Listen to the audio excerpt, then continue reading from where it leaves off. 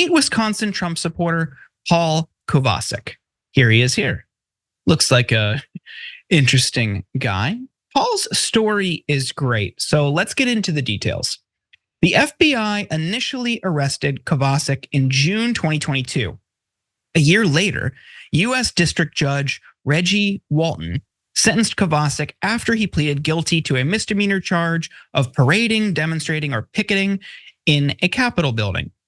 Walton initially ordered Kovacik to report to prison on August 22nd, 2023, but the judge agreed to extend that deadline to November 1st.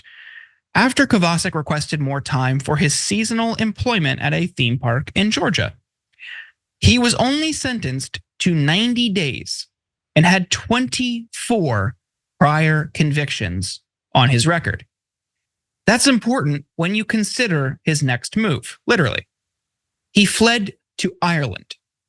Kovacik, late last year, fled to Dublin to claim asylum shortly before he was to begin what was supposed to have been a 90-day prison sentence. And maybe that could have worked, but it wasn't to last. On June 19th, 2024, Kovacik decided to voluntarily return to the United States from Ireland, the court filing states. Kovacik advised that he had recently decided to voluntarily withdraw his asylum claim and return to the United States because he felt homesick. Kovacik then flew into Minneapolis, where he was promptly arrested and taken to Hennepin County Jail before being transferred to a prison in Chicago, where he is currently serving his original 90-day sentence. And here is the best part, which was just announced yesterday. Wisconsin man charged with fleeing to Ireland to avoid prison term for Capitol riot. Wisconsin man has been charged with fleeing to avoid a prison sentence for joining a mob's attacks on the US Capitol over 3 years ago. The failure to appeal charge he got comes with a sentence of 1 to 10 years, in addition to the 3 months that he faced for the original crime. A storm is tearing up the digital media industry. Only our audience can save us in these difficult times. Help us reach our goal of 100,000 new members at tyt.com/team. Sharon, what do you think the appropriate punishment is? He just fled the country, tried to avoid a pretty modest sentence relative to his record.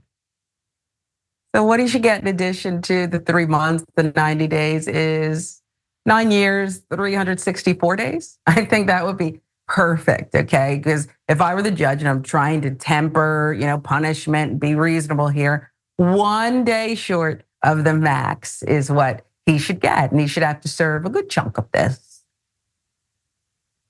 I mean, they've got salad bar, Jordan. There's a salad bar in federal prisons. So, stop it, okay? Stop it. He should get the book thrown at him. He fled. He cost extra resources. I mean, come on. That salad bar's in there. I'm telling you, I've never been, but that's what I heard. I haven't been. If it's as good as Ruby Tuesdays has a good salad bar, I think. If it's good, if it's taxpayer dime, sure, why not? I can't imagine the conditions are great in federal prison. But look, better than state. I guess, yeah. But if you want to bring back here to Georgia, oh no, I got to stay in prison for him. Okay. I'm not familiar, like thankfully. prisons. But I also didn't participate in an insurrection, so am not, at least on that front, not going to find out. So it's complicated, right? So I'm generally in the camp. It's like, all right, our prison system sucks. Like, we lock up way too many people. We lock up people for crimes that we haven't even tried treatment for, and especially for drug abuse, especially for nonviolent crimes. Like, surely there must be another remedy that we can try first. We are a carceral system first and only. And I think there's studies that show that treatment to a lot of different crimes can help. I don't know how I feel about somebody who has a long record, who participated in January 6th, and then, despite getting a very soft sentence, trying to flee the country to avoid it, only to come back because he was, quote, homesick. I don't know where I feel on that, but I'm less motivated to speak up and be like, no, abolish prisons, don't send this guy to jail. It's like, maybe he can do a little bit of time.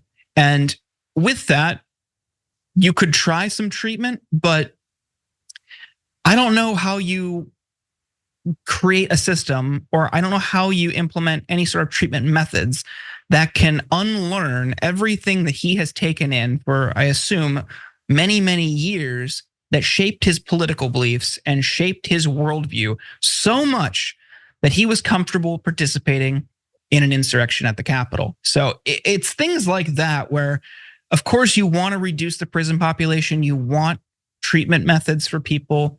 We want to reduce the prison industrial complex and take it on.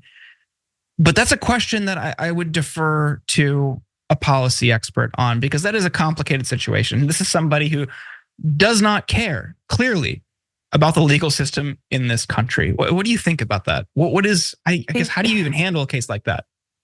Well, you just spoke so eloquently. He's never been held accountable, despite having these repeated offenses. I know that he's never been held accountable for these repeated offenses, even if he's been sentenced, because he has this, he's still acting on privilege. He's the most privileged felon perhaps ever. He got out his passport and he went to Ireland to visit, I guess, relatives and, have a nice Irish dish and maybe a river dance. This is nutty, okay?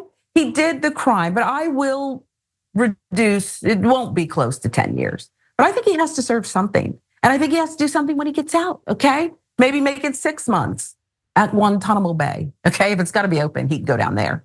And then when he gets out, he needs to do the laundry of all prisoners, for, I don't know, another year or so at the 24-hour laundromat. You gotta get creative with these guys. He's privileged, and if he were a black guy, okay, I gotta tell you something.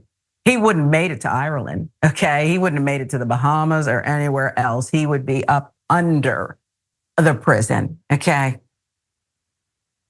Yeah, many people have pointed out, I think it's important to remind folks of, had a group of people stormed the Capitol that did not look, the racial composition of that group, if it was different, it would have been met with a totally different police response at the Capitol. It cannot be overstated.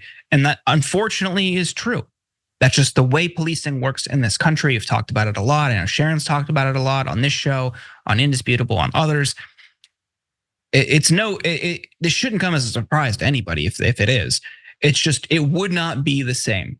So yes, we cannot overstate how different the consequences would be if this was a black man who stormed the Capitol, tried to avoid his sentence, had 24 prior convictions, and fled the country. It would be ridiculous.